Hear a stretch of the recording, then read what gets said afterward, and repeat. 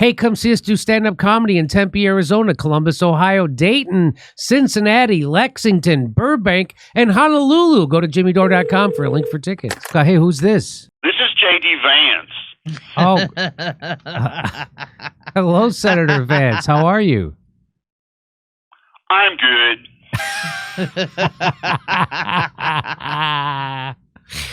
Okay, good to Big debate last night. How do you feel it went? Well, Jimmy, I'm glad you asked that. Both me and my running mate, Donald Trump, felt our team did a pretty good job of laying out for the American people how our vision differs from that of the Harris-Walz ticket and how it will better serve the American people. Plus, a lot of folks commented that I look like, quote, a soulless lizard, which is actually good because that sort of thing appeals to our base. Plus, Jimmy, let's be real honest here. Lizards are cool, and souls are stupid and gay. All right, Dad. Were there any topics in particular where you feel you bested your opponent? Oh, man, there's just so many. Really? Honestly, like all of them. But if I had to pick one, I'd probably go with the border. I just said so much stuff. I've really been kind of running with the border stuff, like the migrant stuff, illegals and whatnot, just getting really creative. It's really empowering to find your creative side, it turns out. So you admit you're playing fast and loose with the truth then? It's not a lie if the American people believe it. And you clearly told a reporter on television that if you have to make up anecdotes to solicit attention, you will do so. How do you expect anyone to believe you? Jimmy, I was born at the bottom of a lake to an ancient bog witch who had been cursed by God. Take it from me, that is not an easy way to grow up, so I know what it's like. I know what it's like to struggle in this country, to face impossible odds, to not be allowed anywhere near the village. The American people know that I'm one of them. I'm not an elite. I'm a person who sees things through their eyes.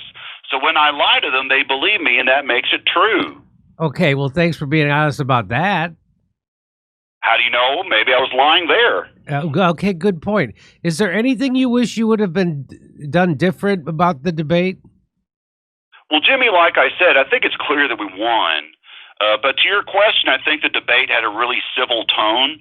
There was sort of a refreshing, cordial spirit to the whole thing. And in retrospect, I think that was a huge mistake. Really? Civility was a mistake? Yes, and I see this more clearly now because I got yelled at really hard after the debate.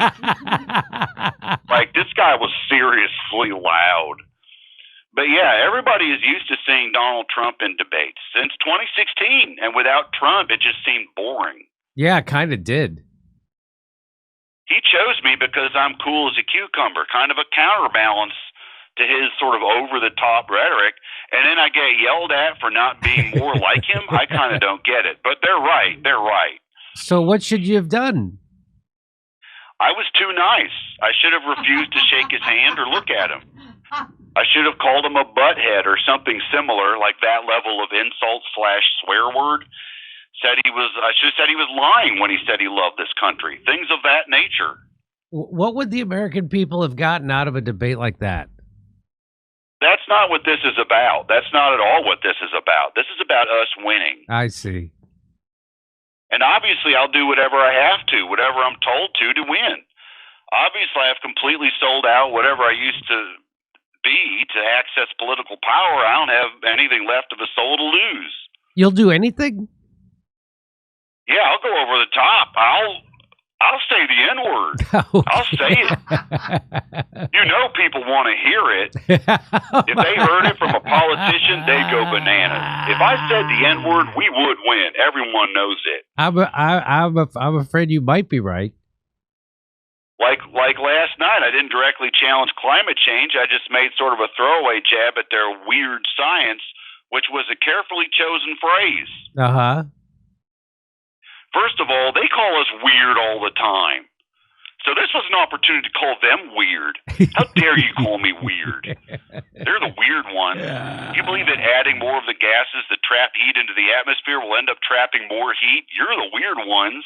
Right. Weird Science is an allusion to that really cool 80s song from the movie Weird Science. Yep. Really killer track from Oingo Boingo. What? Who? Oingo Boingo? Yeah. Anyway, the point is, if I could do it over, I'd say climate change is a bunch of made-up bullshit, and the only people that believe it are N-words and F-words. Boom. We win the election. Hands down, no contest. Okay, well, we need to move along, but I look forward to seeing more of this rude, boorish, and offensive JD Vance.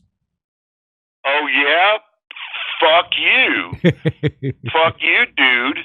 I look forward to seeing more of your mom and your aunt.